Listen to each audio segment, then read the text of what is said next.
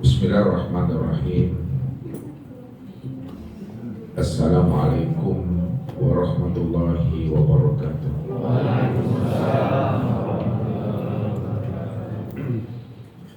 Alhamdulillah. Alhamdulillahilladzi nara qulubana binuri ma'rifati wal yakin wa adkhilna ma'al awliya'i wassalihin. Wassalatu wassalamu ala sayyidina Muhammadin nabiyyi sayyidil mursalin wa ala alihi wa sahbihi rasulillahi ajma'in.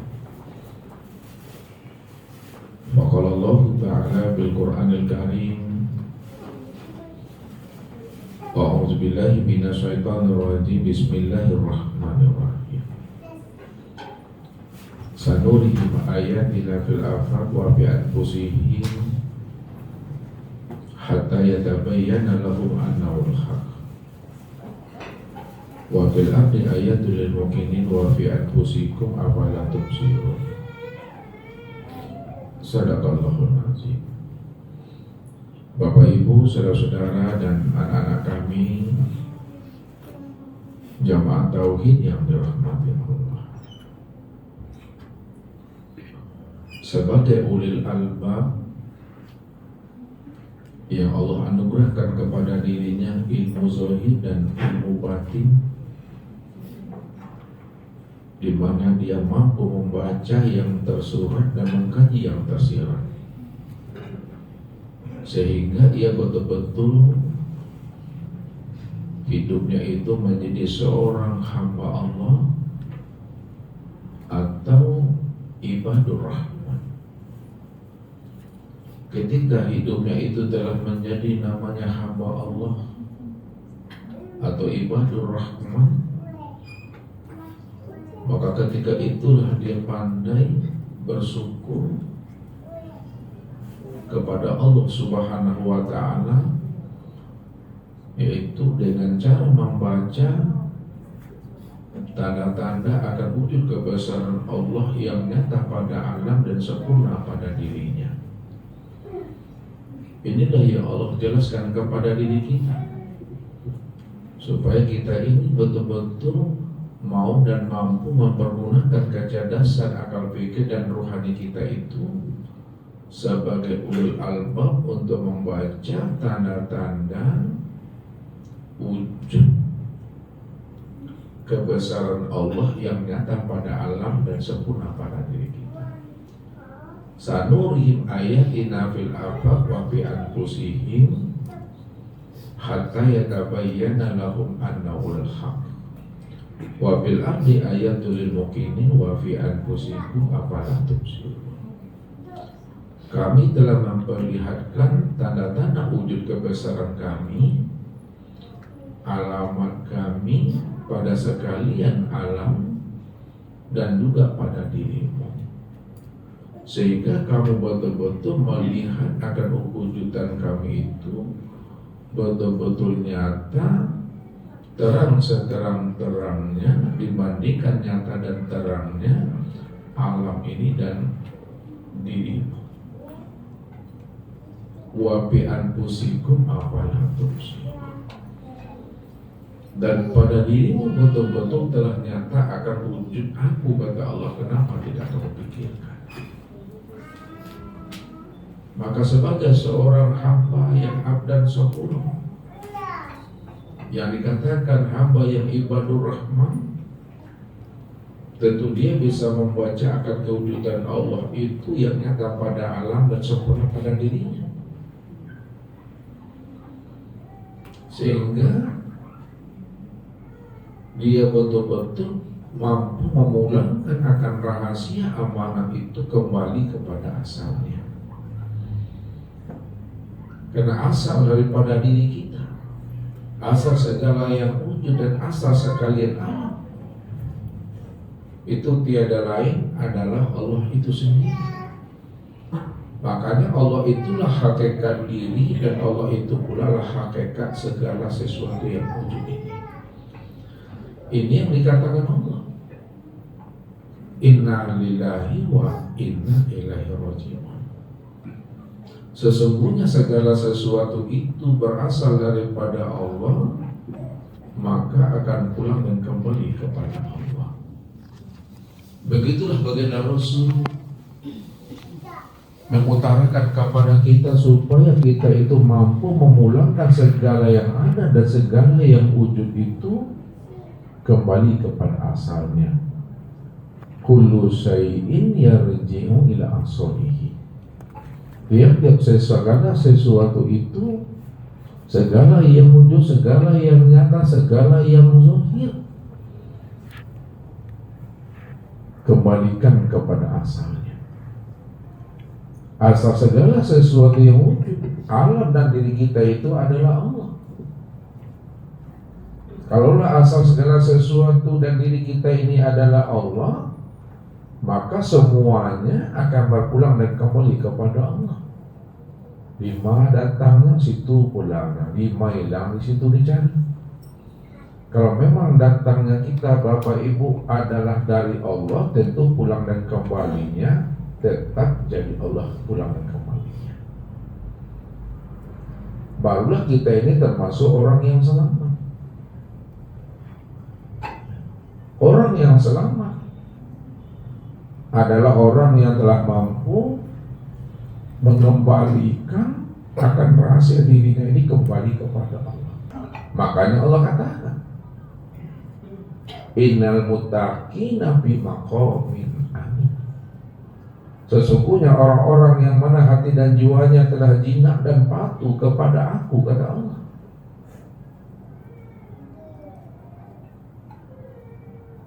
Maka dialah orang-orang yang berada pada makom yang aman. Makom yang aman itu adalah makom yang selamat. Makom yang selamat itu adalah orang yang mau memulangkan seutuhnya akan dirinya yang zahir dan batin kembali kepada Allah, bahwa sesungguhnya dirinya itu adalah diri yang la haula wala quwata illa billah. Itulah orang yang selamat itu. Tidak lagi terpandang tertinggi akan keakuan dirinya, yang merasa dirinya yang wujud, dirinya yang bersifat. Kalau tidak lagi terpandang akan keakuan diri kita ini yang wujud dan yang bersifat, lalu siapa yang wujud dan siapa yang bersifat? Tentunya yang wujud dan bersifat itu hanyalah Allah semata-mata. Karena Allah itulah yang wujud dengan sendirinya. Kalaulah Allah itu wujud dengan sendirinya, maka Allah itulah yang dikatakan diri yang awal. Diri yang awal itu diri yang mutlak. Hanya Dia cuma yang ada. Adanya itu bukan diadakan, tapi ada dengan sendirinya. Tidak ada yang mengadakan Allah. Allah itu wujud bukan adanya kita. Allah itu wujud bukan karena adanya alam. Allah itu wujud bukan karena adanya sesuatu. Bahkan alam, sesuatu dan diri kita itu ada karena adanya diri Allah itu yang subhanahu, yang wujud. Disitulah letaknya kita mengesahkan Allah itu. Mengesahkan Allah itu tidak lagi terpandang wujud yang lainnya. Tidak lagi terpandang namanya alam, tidak lagi terpandang namanya sesuatu, tidak lagi terpandang namanya diri. Karena tidak ada namanya alam selain Allah, tidak ada sesuatu selain Allah, dan tidak ada pula diri selain daripada Allah. Kalau tidak ada alam, sesuatu, dan diri selain daripada Allah, lalu siapa alam? Siapa sesuatu? Siapa diri? Alam, sesuatu, dan diri itulah wujud kezohiran nyatanya diri Allah. Walaupun Allah itu laisa kamitsli syai'un mukhalaqatul lil hawadis. Allah itu tidak sama dengan sesuatu. Namun segala sesuatu itu sebenarnya akan nyatanya wujud kezahiran dirinya. Kalaulah sesuatu itu adalah wujud nyatanya akan kezahiran dirinya, maka jangan sandingkan Allah dengan sesuatu yang tidak pernah ada. Jangan disandingkan Allah dengan sesuatu yang tidak pernah ada.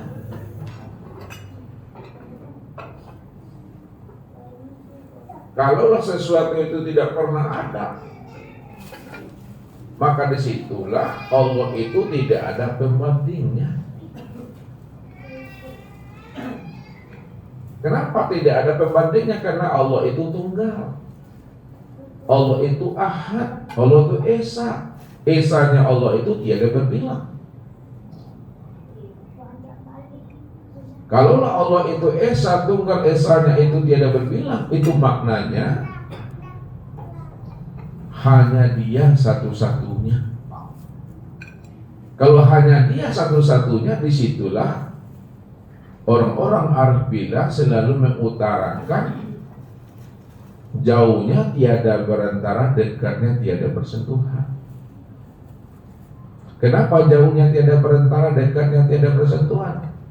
Karena Dia cuma yang berdiri dengan sendirinya. Kalau Dia berdiri dengan sendirinya, maka Dia tidak terikat oleh ruang dan waktu. Dia tidak terikat oleh masa. Karena masa dan waktu itu juga adalah nyatanya untuk memandang akan kesuaian dirinya. Disitulah letaknya Allah mengatakan ana ad-dahar, aku itu yang masa itu, kata Allah.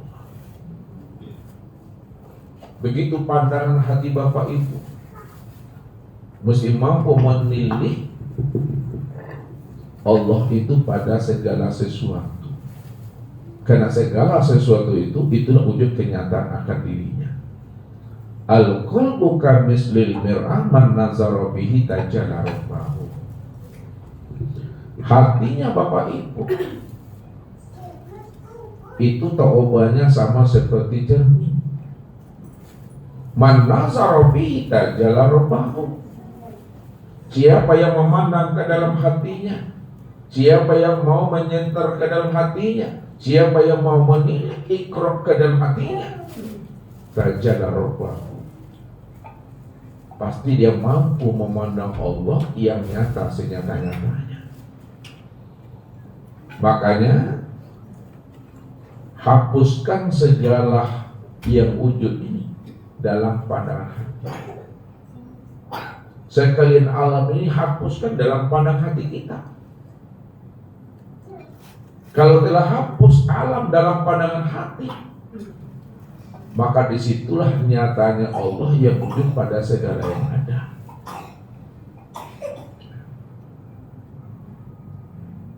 Maknanya apa? Kalau sudah hapus alam dalam pandangan hati, hanya Allah cuma yang wujud pada segala yang ada. Disitulah letaknya pandangan hati dan rohani Bapak Ibu itu betul-betul pandangan yang telah putus namanya. Pandangan yang telah suhud, pandangan yang telah ahad atau wahid. Pandangan yang suhud, pandangan yang ahad, pandangan yang wahid adalah pandangan yang tidak lagi terpandang yang lain selain daripada dirinya. Inilah pandangan yang bermakrifat itu. Makanya dikatakan, man nazara ila syai'in ma lam yarallaha bihi fa huwa batil. Barang siapa yang bisa memandang kepada sesuatu, dipandangnya ayahnya, dipandangnya ibunya, dipandangnya suami dan istrinya, dipandang anak, cucu dan menantunya, lalu tak mampu dia memandang Allah yang wujud dan nyata senyata-nyatanya pada ayah, pada ibu, pada suami, pada istri, pada anak, cucu dan menantu, dan terpandang Allah di situ. Itulah yang dikatakan pandangan yang batil. Pandangan yang batil, pandangan yang tidak berfaedah. Pandangan yang batil, pandangan yang tidak berhikmah. Pandangan yang batil, pandangan yang tidak bernilai ibadah. Kalaulah pandangan batil itu pandangan yang tidak berhikmah, tidak memberi faedah dan tidak bernilai ibadah, berarti pandangan yang batil itulah yang dikatakan pandangan yang berdosa. Kenapa pandangan tidak kenapa pandangan itu dikatakan pandangan yang berdosa? Karena dia masih memandang ada yang lain selain daripada Allah. Kalau masih terpandang namanya Allah, masih terpandang namanya sesuatu, masih terpandang namanya makhluk, berarti telah ada wujud yang lain selain daripada Allah.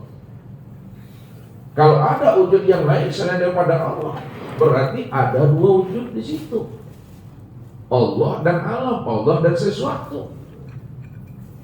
Padahal Allah cuma satu-satunya yang wujud. Allah cuma satu-satunya yang ada. Kalau Allah cuma satu-satunya yang wujud dan Allah cuma satu-satunya yang ada, itu maknanya fa aina ma tuwallu fasama wajhullah. Kemanapun dihadapkan wajahmu, ke depan, ke belakang, kanan, kiri, atas, bawah, luar dan dalam, maka yang terpandang hanya Allah. Itu yang Allah katakan. Walillahil masyriq wal maghrib fa aina ma tuwallu fasama wajhullah. Barat dan timur itu aku yang punya, kata Allah.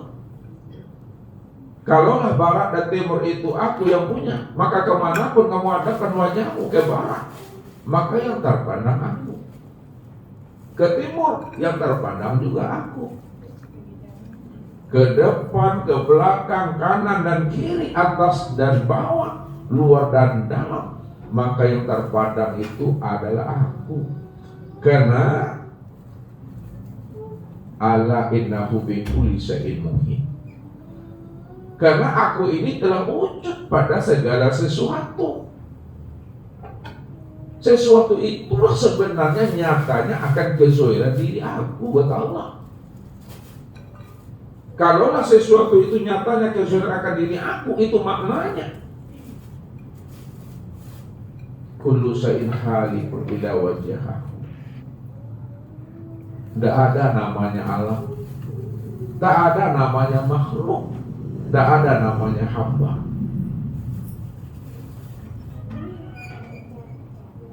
Yang ada itu hanya Allah semata-mata. Itu yang tegas Allah katakan di dalam surah Al-Qasas ayat 88. La ilaha illahu kullu syai'in halikun illa wajhahu. Tidak ada ilah, tidak ada yang wujud, tidak ada yang nyata, melainkan yang wujud dan yang nyata itu adalah adalah aku, kata Allah. Kullu syai'in, tiap-tiap segala sesuatu. Mana yang dikatakan sesuatu? Yang dikatakan sesuatu itu selain Allah. Langit dan bumi sesuatu namanya. Aras, luh, kursi, mahfuz, surga, neraka itu sesuatu namanya. Padahal Allah katakan apa? Kullu syai'in halik.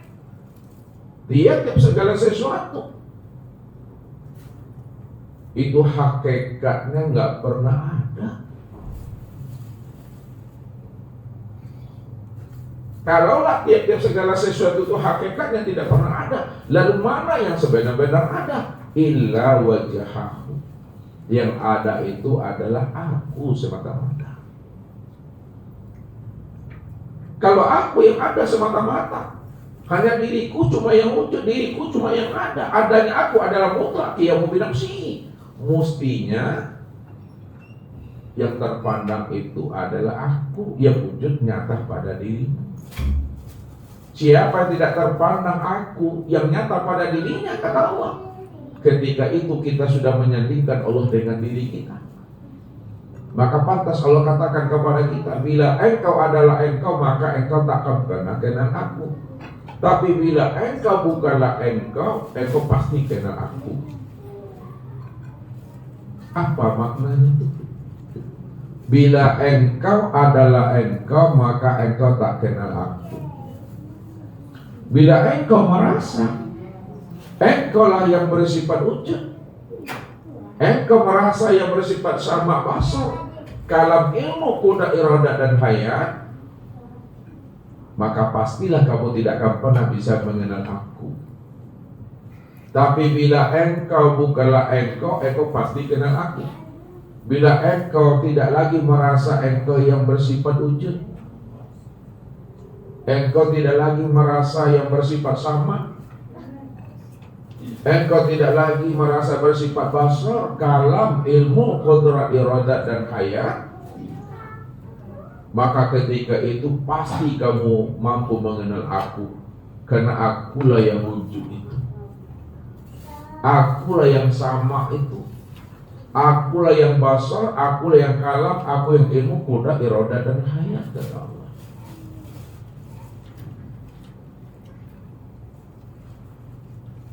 Makanya kalau Allah cuma yang wujud,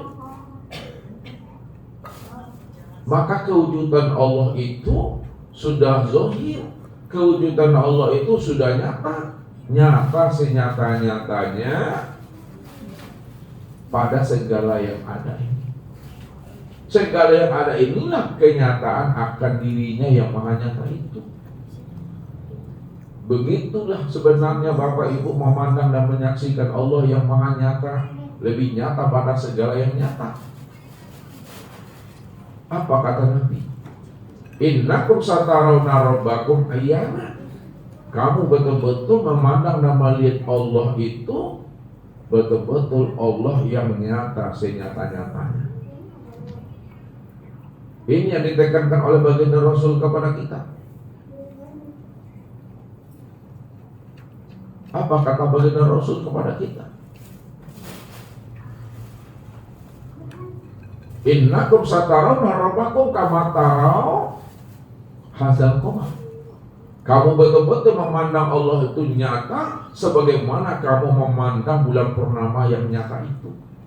Makanya Nabi bertanya kepada sahabat, bisakah kamu melihat bulan purnama di malam hari tanpa ditutupi oleh awan? Bisa ya Rasul. Bisakah kamu melihat matahari tanpa ditutupi oleh mendung? Bisa ya Rasul. Begitulah kamu melihat Allah itu betul-betul nyata senyata-nyatanya. Namun walaupun alam ini nyata, diri kita ini nyata, bulan purnama nyata dan matahari nyata, namun Nabi katakan apa? Kamu tidak akan pernah bisa melihat Allah yang maha nyata itu sebelum kamu mengalami namanya mati. Innakum lan tara rabbakum hatta tamutu. Kamu tidak akan pernah bisa melihat Allah yang maha nyata itu, walaupun Allah itu maha nyata daripada alam, Allah itu maha nyata daripada dirimu. Kamu tidak akan pernah bisa memandang dan menyaksikan Allah yang maha nyata itu hatta tamutu, sehingga kamu betul-betul mati. Berarti jalan melihat Allah itu mati salah satunya Bapak Ibu. Mati yang dimaksudkan Nabi itu mutu qabla an tamutu. Mati sebelum habisnya usia umur. Mati sebelum sampainya ajal. Mati sebelum datangnya Israil. Apa maksudnya mati sebelum ajal, mati sebelum datangnya Israil, mati sebelum habisnya usia umur? Maksudnya mati di dalam hidup. Kalaulah mati di dalam hidup yang dimaksud oleh Nabi, apa maknanya mati di dalam hidup? Mati di dalam hidup itu maksudnya matikan rasa keakuan dirimu yang merasa dirimu itu yang wujud dan yang bersifat. Akui dirimu, sadari dirimu sesadar-sadarnya bahwa dirimu itu la haula wala quwata illa billah. Jangan merasa juga kita ini yang wujud, itu maksudnya. Jangan merasa juga kita ini yang melihat, yang mendengar dan berkata. Jangan merasa juga kita ini yang mengetahui, berkuasa, berkehendak dan hidup. Kalau tidak ada lagi diri kita yang merasa yang wujud, tidak ada lagi diri kita yang merasa diri kita yang melihat dan mendengar, berkata, mengetahui, berkuasa, berkehendak dan hidup, ketika itulah sebenarnya kesempurnaan tiada itu adalah ada. Kesempurnaan tiadanya diri Bapak Ibu itu menjadi ada. Kesempurnaan butanya diri Bapak Ibu itu betul-betul melihat. Kesempurnaan tulinya Bapak Ibu itu betul-betul mendengar. Kesempurnaan bisunya di Bapak Ibu itu betul-betul berkata. Kesempurnaan bodoh itu mengetahui. Kesempurnaan lemah dan papa itu adalah kuasa dan berkehendak. Kesempurnaan mati itu adalah hidup. Kalaulah kesempurnaan tiada itu adalah ada, lalu siapa yang sebenarnya?